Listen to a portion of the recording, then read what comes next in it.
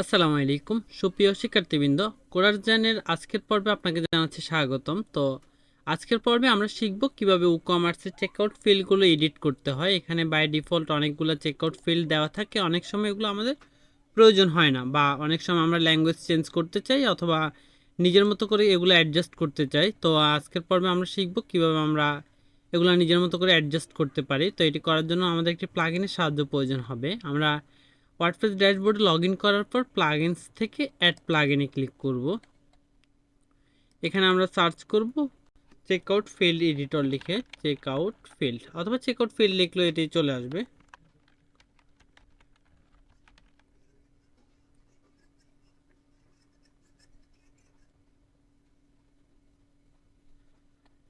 এরপর এখানে অনেকগুলো জনপ্রিয় প্লাগইন রয়েছে, আপনি চাইলে যে কোনো একটি চুজ করতে পারেন, সবগুলো একইভাবেই কাজ করে। আমরা এই প্লাগইনটি চুজ করব, checkout field editor for e-commerce checkout manager. তো আমরা এটি ইনস্টল নাওতে ক্লিক করব।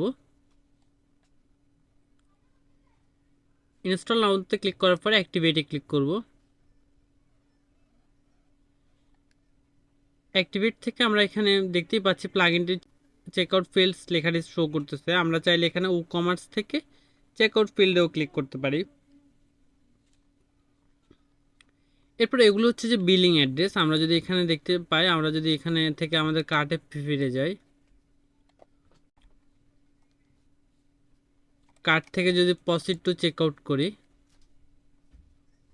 এখানে দেখাচ্ছে যে বিলিং অ্যাড্রেসগুলো শো করতেছে। তো আমরা এখানে বিলিং অ্যাড্রেসগুলো এখানে প্রথম হচ্ছে ফার্স্ট নেম লাস্ট নেম। তো আপনি যদি চান যে কোনো একটি ফিল্ড রিমুভ করতে পারেন অথবা দুইটি ফিল্ডই রিমুভ করতে পারেন। জাস্ট এখান থেকে এটি এখন ইনেবল রয়েছে, আপনি ডিসেবল করে দিবেন। আর এটি যেহেতু 50% উইথ শো করতেছে, এটি অতটা ভালো দেখাবে না, তো আমরা এটি 100% করে দিব। সেভ চেঞ্জেস করে আমরা দেখবো এটি আসলে কাজ করতেছে কিনা।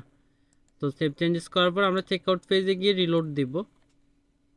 দেখতেই পাচ্ছেন এটি কাজ করেছে। আমাদের ফার্স্ট নেম ফিল্ডটি পুরো জায়গা ধরে রেখেছে, আর লাস্ট নেম ফিল্ড নেই এখানে। তো আমরা এটিকে এখন ফিল্ডটি এডিট করব, জাস্ট ফার্স্ট নেমের জায়গায় চেঞ্জ করে এটি দিয়ে দিব নেম।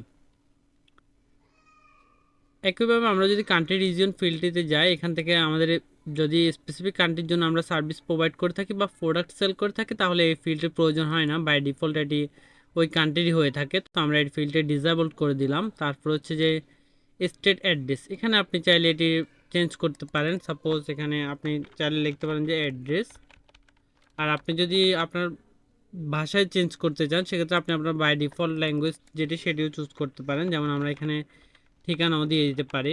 এখানে যদি আমরা সেভ চেঞ্জেস করি, সেক্ষেত্রে আমরা হয়তো বা চেঞ্জটি দেখতে পাবো। তো আমরা চেকআউট পেজে গিয়ে রিলোড করব। এখানে দেখতেই পাচ্ছেন এটি ঠিকানাটি শো করতেছে। তো এরপরে আমাদের আরেকটি ফিল্ড রয়েছে, সেটি হচ্ছে অ্যাপার্টমেন্ট সুইট। এটি আমাদের প্রয়োজন নেই, আমরা এটিও ডিসেবল করে দিব।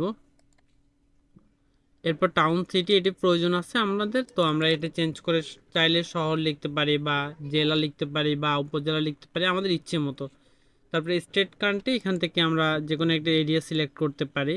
পোস্ট কোড সচরাচর প্রয়োজন হয় না, আমরা এটি ডিসেবল করে দিব। ফোন নাম্বার বাই ডিফল্ট এটি রিকোয়ার্ড রাখতে হবে আমাদেরকে।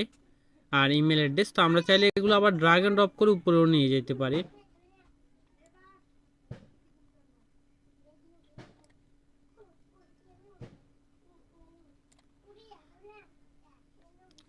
আমরা সেভ চেঞ্জেস করে দেখব। তারপরে চেকআউট পেজে গিয়ে রিলোড দিব।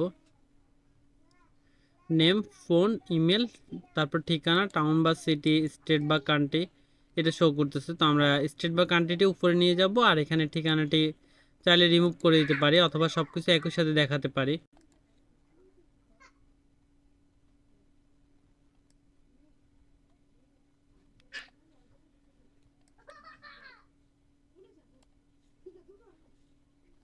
আমরা এখান থেকে এটি সেভ চেঞ্জেস করে দিব। এরপর আমরা এটি রিলোড দিয়ে দেখব যে কি দেখা যায়। দেখতেই পাচ্ছেন এটি চেঞ্জ হয়ে গিয়েছে। তো আপনি চাইলে বাকি ঠিকানাগুলো রিমুভ করতে পারেন বা বাকি ফিল্ডগুলো রিমুভ করতে পারেন। একইভাবে আপনি যদি ডিফারেন্ট অ্যাড্রেস শিপিং করতে চান, সেক্ষেত্রে আপনি ডিফারেন্ট অ্যাড্রেসের জন্য আপনি ফিল্ডগুলো চাইলে এডিট করতে পারেন। সেক্ষেত্রে আপনাকে শিপিং ফিল্ডে ক্লিক করতে হবে। তো শিপিং ফিল্ড থেকে আপনি এগুলো অ্যাডজাস্ট করে নিতে পারেন। আমাদের যদি কাস্টম কোনো ফিল্ডের প্রয়োজন হয়, আমরা এখান থেকে চাইলে এটি অ্যাডজাস্ট করতে পারবো। আমরা যদি নিচে চলে যাই, এখানে ফিল্ডসে ক্লিক করি। আমরা এখানে যে কোনো একটি তথ্য অ্যাড করতে পারি বাই ডিফল্ট আমরা যদি চাই। যেমন আমরা যদি টেক্সট ফিল্ড অ্যাড করতে চাই, এখানে টেক্সট ফিল্ড অ্যাড করতে পারি। তারপর এটি আমরা আমাদের মতো করে অ্যাডজাস্ট করতে পারি। যেমন এখানে আমরা লিখতে পারি যে আপনি আমাদের তথ্য কিভাবে পেলেন।